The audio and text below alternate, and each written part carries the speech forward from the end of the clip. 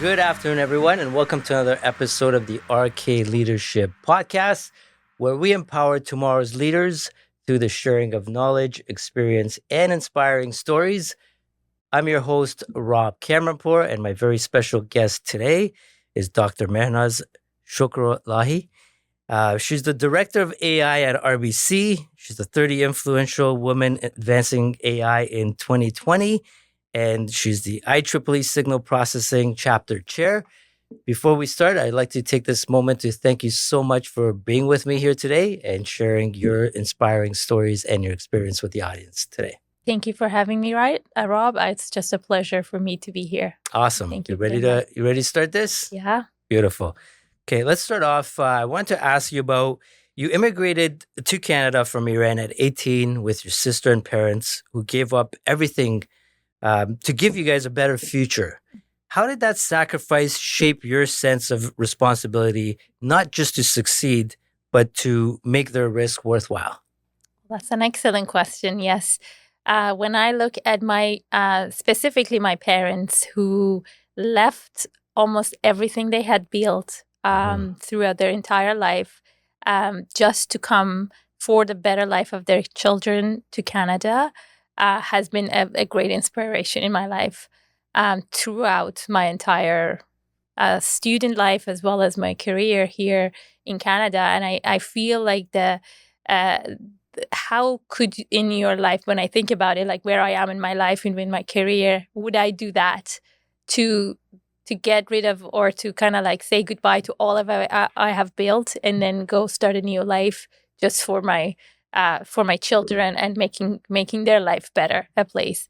What I also see the sacrifice from my parents, specifically my dad, he came here and he decided to kind of like devote his life to immigration to help bring other folks to Canada so they can also have better life. It's just a great pleasure for me when I look at it, and it's just an honor to be their kid and to have the parents that they left their family, they left their wealth, they left their home just to come here and to have a better life for us, essentially. Amazing. And they started their life all over. Yeah, that's a great question. Good, thank you. So, throughout your journey, what's been the most difficult time or, difficult period that you've been through? And what did you learn from that you can share with the audience today? Yeah, I think, one of the things, language was a barrier. So when I came to Canada, I didn't speak English much really well. So I started, understanding how to speak the language that everybody else is speaking, but being also in that whole community. The other thing that I always have been in a areas when I went to school and now in my career as a woman, as I has been always even back home in Iran as a woman has always been a challenge. Yes. How can I work and navigate through being probably a minority in a room, whether it's in a classroom in electrical engineering, which is like 120 people of guys and maybe 10 girls, and then all the way to now in my role and in my team in technology and working with engineering. It's a lot of the diversity issue that kind of have to navigate and challenge. But the way I see this is as more of a positive thing than a negative. So I always want to see, okay, if I am the only representative in the room, how can I stand out? Because I'm already standing out. I'm already the only person that look different. So how can I use this as an opportunity rather than as a drawback and think about it as a challenge? So this is how my point of view in terms of this diversity, being women in leadership, being women in the technology, being women in the engineering that doesn't have enough diversity in gender. That has been a challenge, but again, I'm trying to use it as an opportunity rather than a challenge. But getting the good news was that I came in here when I was quite young, so at the age of 18. But still, kind of managed to learn the language, managed to get adopted, and kind of get into the system. Amazing. Awesome. Yeah, it's definitely not easy. Again, going through the engineering program and being one of the very few females in the program. So again, kudos to you for achieving greatness with that.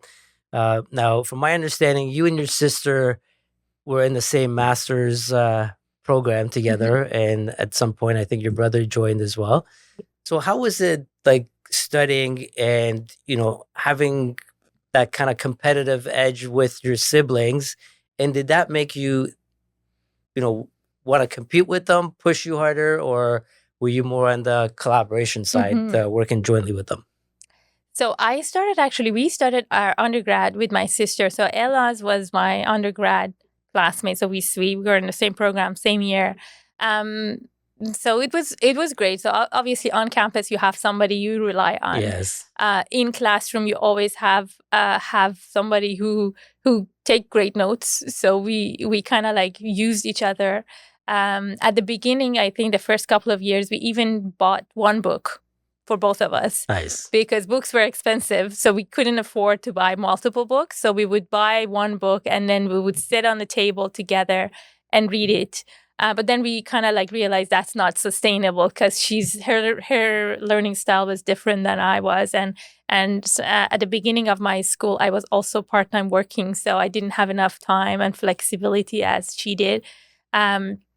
So it was harder to do. So we decided to help each other, but still not have one single book, textbook.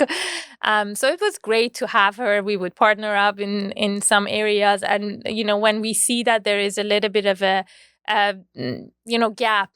Maybe I was better at one thing and she was better at the other, or we were both good at something and not good at the other. So we will kind of figure out, okay, whether we want to partner up in this, lab work, or whether we want to do this homework together or not. And that was great in terms of, having that best friend on campus.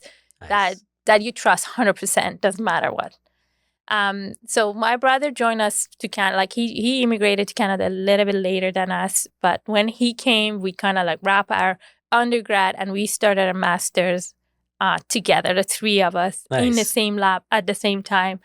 So at the beginning we were like, and we were working with our professor and thinking about what type of project do we want to do. We can't have one project. We have to have, there should be separation of what we want to do. And again, not too much on the competitive side. Like we were all helping each other out, especially my brother. He was older than us. He was more kind of like the nerd guy who would help, doing a lot of the work for us. So, which was great. And eventually we did masters on different projects, but more or less very, very much common and overlap a lot. And we help out each other. Once we finished masters, which was a great experience, they moved to U of T and I was kind of stay alone at TMU. And that was kind of like when it hit hard that, oh my God, now I'm alone. Yes. Now I have to figure things out on my own. So it was very hard at the beginning, like especially with my courses. I was taking new courses and I didn't have the backup that, I used to have. That's right. So I had to adjust a lot. But again, even that experience was kind of like made me a little bit more independent. We are not always together 100% of the time. So how can I navigate and how can I, get my path, my own way of doing things? And that has been also a good experience. But obviously having them in life has been a blessing. Amazing. No, that's great to have, that support system. Yeah. So speaking of that, coming up in engineering, doing your bachelor's and master's, how important is it to kind of develop that support system within the school or even maybe on the outside? And again, what's your advice to either newcomers to Canada or people that feel isolated and it's hard for them to kind of develop that support system? What's your advice to them? I think here in Canada for sure, and I was young enough to come, but probably in Iran was the same. But here, the network is your net worth. So you're going to have to find your network no matter what, especially if you're new, especially if you're just, coming into, phases of your life, whether you're going from, finishing school to go to your industry, or from industry, you want to change your role to another. But if you're coming to Canada and you're new to the country, the culture, the language, everything, that's where you start to kind of build your network. That's how you could navigate, you could That's right. find. And there are so much support systems around. Let's say, you want to refer your friend to a job.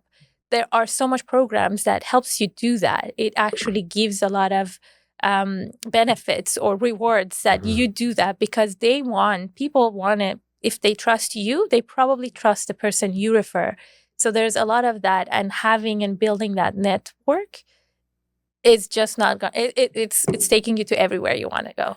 And I think I've seen it in action. I've seen it in practice, and I think it's definitely something that people take it sometimes for granted. Absolutely. And sometimes I feel like you feel intimidated, right? You feel like, okay, if I want to reach out to this person, but this person, I don't even know this person. How can I reach out? Do they gonna respond back to me? Do they have enough time? I probably will take their time. But people are very generous, especially when you look at after COVID. Yes. It's easier to connect everywhere, like around the world. You can connect to people, have a 15 minutes coffee chat online and make the conversation and just go from there. And the worst case happens is that people don't have enough time. They say no to you. That's right. Yeah. But building that network is, I think, key to success here in Canada for sure. So having said that, again, one aspect of that is your mindset, the fear that you have of being judged or, not knowing the language, etc. How would you overcome this fear? Or again, what's your advice to people who have that internal fear? You've got this title, you're way above where I am, so I'm too scared to reach out to you because, again, the fear of rejection, the fear of being judged. Yeah. How do you get over that? I think that the person you're going to reach out to have the same fear as you do with somebody else, right? So that's always there. It's just that you have to practice. And after practice, after doing it multiple times, I think the fear hopefully goes away. That's right. I feel this fear is much more for women, unfortunately. Women are more intimidated. They have less self-confidence to some extent. And having an empower women that are coming to Canada or emigrate to this country, I think that's where you gotta have to help them as well out, because that's more intimidating for them. And there are so many resources. There are so many companies that do these things free of charge, I think, even. So having and being part of these communities is great. And then as leaders, how can you kind of empower your employees, your team to get better at these? But I think it's just that knowing that everybody will have the same fear, regardless of, who you want to talk to. They have the same fear. That helps elevate a little bit of that mindset. Okay, perfect. So I'm going to ask you a follow-up question to that since you brought it up. Yeah. So in your opinion, women have more fear, again, for many reasons that it could be. So I want to ask you, with what's going on in today's society, I personally see a lot of, women-led initiatives, groups, and I'm all for the equality and equity. I support, I've got a mother, sister, daughter myself, but I'm also not against, but I think we're creating a lot of segregation within the sexes. And I feel like there's a lot of men that can support the woman as well. And, to have those conversations, to get over that fear, to provide the mentorship, coaching, or whatever it may be. What are your thoughts on that? Yeah, I think like having it more or separating it as gender necessarily may not solve the problem. Yes. It's more like, how do we empower people to support both genders, right? So how do we help, if you're a nurse, so you work in a more female-oriented, industry. So if you're a male, you are already a minority in that diversity, right? So how can we help that male colleague to feel comfortable to be in that role? And then same thing if you are in an engineering side. So there are more male. How do we empower women that are, in that role and kind of understand based on the situation? Obviously, like there, oftentimes when we look at, for example, resumes for a specific role, we don't necessarily look at the name or the gender. Like we kind of try to take away that weight of that gender and try to evaluate that person's resume based on what the content of that resume is, regardless of their name Correct. or their gender or their title, right? And that has helped a lot to find the right candidate and then eventually see if within the two candidates, if one is better than the other, then we might factor it. Okay, do we want to give an opportunity to the person that maybe doesn't necessarily represent? And maybe I'm biased towards women. But I have seen it numerous times when, we have, resumes that we see. And again, like we don't look at, but like they have said stuff that I'm good at this, I'm good at that. And you bring them to the interview and you feel like, yes, they apply for this role. Like, there's a cliche that say, if women have, if there's 10 qualification, women only apply for jobs if they are 8, 9 out of 10 of if they pass that 9 out of 10 of the qualifications, and male usually is 2. So if you pass 2 of them, you're like, oh, I'm gonna apply.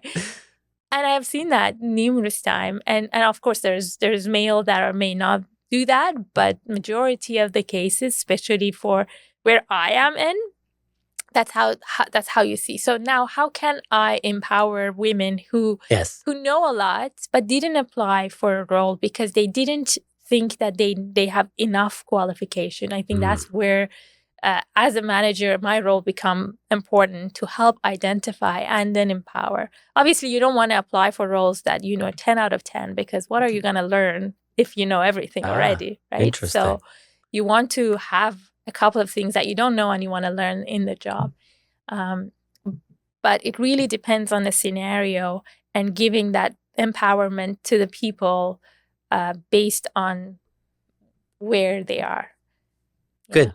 So again, I'm going to bring this up because you brought it up and I want to talk about that unconscious bias. So, you said you've got a bias towards women. So now you're in a leadership role. We have to look at the equality, diversity, and all that jazz. So would you say that you would be more favorable in terms of when a woman comes in and they're applying for a role that's similar resume as a male competitor puts in the resume? Yeah. What would you look at to kind of separate the two in terms of what you would pick? So generally speaking, when I hire people, I really love people who are humble. Beautiful. And because, not to brag, but I'm also similar. Like I don't like to, to talk about how good I am. Usually I don't talk about any of those.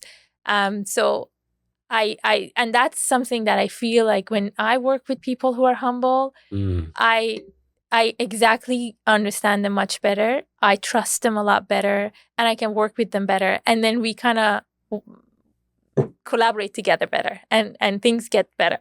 And reversely, if somebody is just bragging and telling all the good stuff about themselves, I always put that guard in front of me and I'm like, okay, I cannot trust you that much anymore.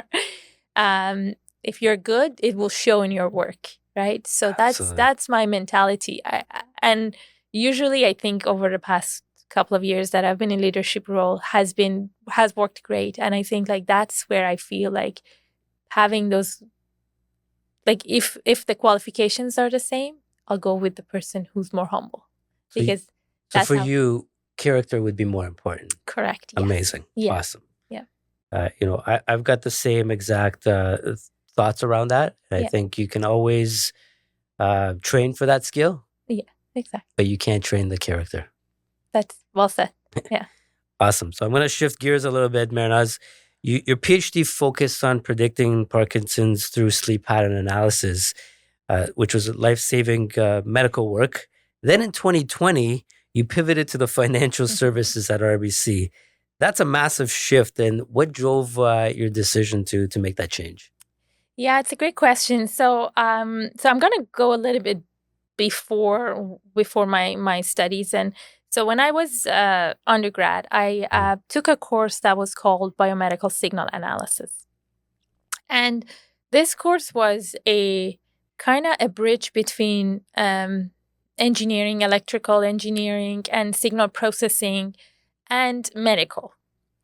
And it was just amazing and fascinating how this course was not too much engineering, which I was like in math, so much math involved, or electrical component, computer engineering, but more on the medical side, like learning the physiology, learning how hearts work, how brain, the EEG works, how the muscle movements work. And it was just so beautiful, I would say, to learn a different kind of aspect and how can we use data to make decisions? And these decisions were like medical decisions, whether the heart is functioning well based on how the data looks like and sound like, and so on. And that's how I started and moved into my master's and into PhD, where I did exactly as you said. So using sleep data and sleep signals to find movement abnormalities and movement behavior disorders that lead to Parkinson's disease. And with that, we were trying to help the physicians to kind of make an early prediction, an early detection of Parkinson's disease. Because by the time, a patient gets Parkinson, doctors, at least at that time, couldn't do anything, right? So this was an early detection that helped prevention of Parkinson's disease. Now, when I finished my school, I did a postdoc at U of T, which was on sleep signals, but more on the respiratory and sleep apnea. So it was shifting gear a little bit of how movement, which is in daytime, shifts or affect the sleep at nighttime. And when I was doing that, my husband actually got a job in New Brunswick, and he moved to New Brunswick. He was a professor there, and I had to look for a position there. That's where I was very much interested to stay in the medical field and in the biomedical applications. But New Brunswick is a small province, so not too much opportunity was available at the time. And then I started over there. I started in this small startup, which was probably the beginning of where I am right now. That's the start of my career journey of AI and machine learning applications. But over there, it was a manufacturing company. So it was a manufacturing kind of led industry that they had cameras into factory floors and they wanted to find anomalies in cars. So a lot of shift in gear. However, my knowledge base in pattern recognition in AI was there. But over there, I learned a lot how to code, how to look at big data and, optimize and do machine learning, but in image processing, so computer vision. I forced Janusz to come find a job here in Toronto because my family, my sister, my brother, all of them were here. Even though they left right after I came. Yes. But so I started in this kind of like a mobile app tech kind of company where I did more data analytics, but also an intersection of mobile app with marketing, how marketing campaigns kind of impact a drive of users that come to the app and how much revenue do they bring to the app. And so it was still a little bit of an AI, but more a storytelling of data and data analytics. But at that point, I was like, always thought that financial and finance is probably a better place for women and being in finances. So after that, I started in a fintech company. So I was in an RBC back in 2020, but I started in this company. This is right before COVID started, actually. So I started in this financial institution that was a very smaller Mhm. based financial tech company that were building products for wealth and asset management. And that's where I started to learn about wealth and asset management and finances, which is exactly similar to what I'm doing right now at RBC. So that's how Nice. I get into finances. But when you look at my career and my academic work, the common denominator for all of this has been data, AI, and machine learning. And what I'm doing right now is very much the same thing, except the industries has changed. So I have adopted my industry knowledge quite a Nice. bit, but on depth and my knowledge on the AI side. Amazing. Yeah. So I know, yeah, we're headed towards the AI age, and I'll ask you some questions later on that. I want to jump into leadership, where it's the focal point of what I do, and it's always important for me to bring in people to share their stories in terms of how they got into leadership roles and the importance of leadership. And I want to ask you, you went from, again, PhD researcher to team lead to director at data science at RBC. Was there a specific moment when you realized I'm not just a technical expert anymore, and I'm now leading people? And how did you shift your approach? Yeah. So I always love to do that leadership. So even when I was a student, I used to teach courses. I was a teaching assistant throughout my whole uh, graduate studies, and I always loved that having that human interaction. Hmm. Working with the people, and it's probably the hardest job or hardest part of my job ever, because working with different people with different attitude, with different personality, Yes, different needs and different desires, it's not easy. um, but again, my approaches to leadership is having that I guess human interaction, like being and putting myself into their shoes. How would I feel if I yeah, were them? And how would I want my manager to treat me so that I treat them the same way? that's Like right. that's how I have been, and I love it. And I think that there is a good trust with the way I do my leadership and my team. And throughout, when I started to do more of managerial roles, that has been always the case. And I try to get better at it. I'm 100%. I'm not good at it as I want. So I'm towards the hopefully the right trend and the right direction. But that human interaction and having that emotional intelligence to Yes, understand people, and then put yourself in their shoes to make decisions. That's something, and I love it. I really enjoy that interaction, and I do recommend everybody to actually have that experience. amazing. So you talked about decision making. Hmm.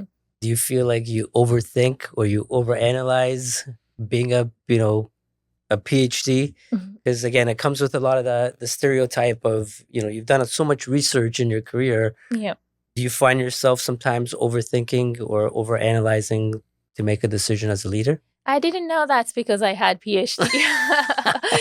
I sometimes overcomplicate things in my brain, and trying to kind of figure out all of the decision or all of the reasons that things are going either one direction or the other, whether it's good or bad. And sometimes overthinking. And when I look back and I'm like, oh, it wasn't as complicated as I think it was. And so that's sometimes yeah, my challenge for sure. But it's good that I have a reason for it Yeah, now. there you go. Thanks for A pointing given that out. excuse. Yeah. So, Mehrnaz, I want to ask you another question with respect to, again, a stereotype or a judgment in society.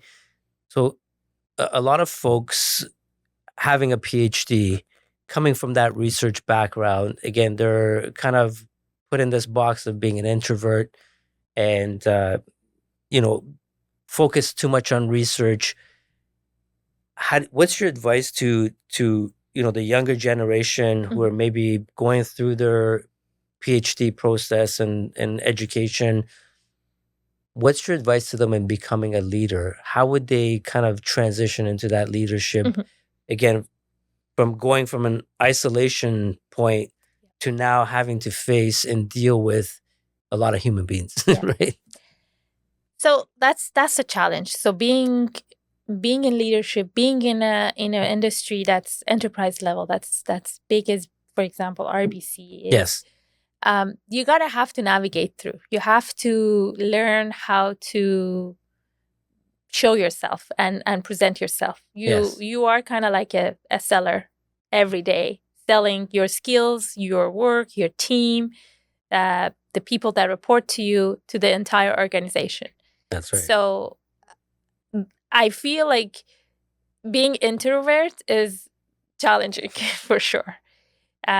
So you either have to work with people, or your manager is an extrovert that helps you, being that visibility for you, or you gotta have to do it yourself. And so definitely there is a little bit of a stepping out of the comfort zone and making sure that you show yourself, you present yourself, and you kind of like try to, again, sell what you can do and your capability that you can bring to the table. That's right. And that's the challenge.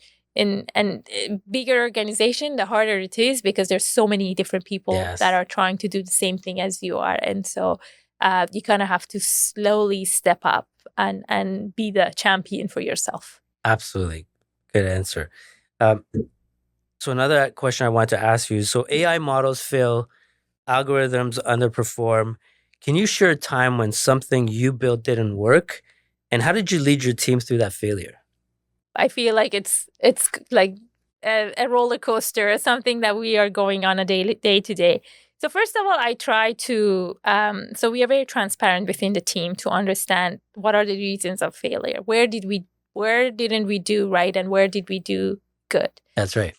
So there are, again, when we look at things, there are always two sides of stories. Yes. What in the things that fail, what went good? Like, what didn't fail? Can we put a little bit of a emphasis on the things that went well, and kind of bring that side of the story up, while figuring out what went wrong and kind of fix that? And AI and technology is moving so fast. Yes. So a model that failed yesterday, tomorrow is not going to fail, because they are getting enhanced. Like when we look at large language models, they are changing. And, something that we didn't like yesterday or 2 weeks ago, in 2 weeks from now, they're working better and better and great. So how can we learn and pivot and go from there? And then, working with different people, different stakeholders, and kind of getting into what they want. Again, technology is moving, so their needs and desires are changing. And how do we adapt? And how do we make sure the team also getting adaptive while not getting overburned, or still getting excited, being excited about what they do? And so it's a challenge or a balance of things that I try to do. And sometimes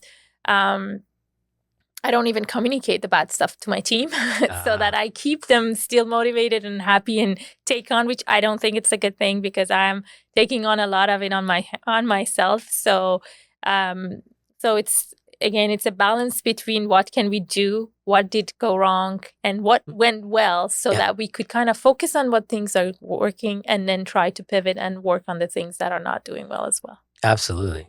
Well, that's good. Lots to talk about on that side of the leadership. I can spend days talking about that. But we've come close to the end of the segment of the podcast. But before we end this, I've come to our segment, which I call rapid fire questions. So I'm going to ask you just serious questions, and whatever that comes to your head first, you can just shout it out. What's the best leadership advice you've ever ignored? Okay. You don't have to be right all the time. Amazing. If you weren't in AI or tech, what career would you have pursued? Teaching. Amazing. I love math, so I would have been a math teacher somewhere in a high school. Awesome. Probably. So what's one thing people always get wrong about you when they first meet you? That I'm extrovert. Maybe I think that. I think I'm pretty much an introvert person, but I'm trying to show that I'm not, and I'm loud and and comfortable talking and presenting myself. Nice. Awesome. So who's someone, famous or not, whose leadership style you admire?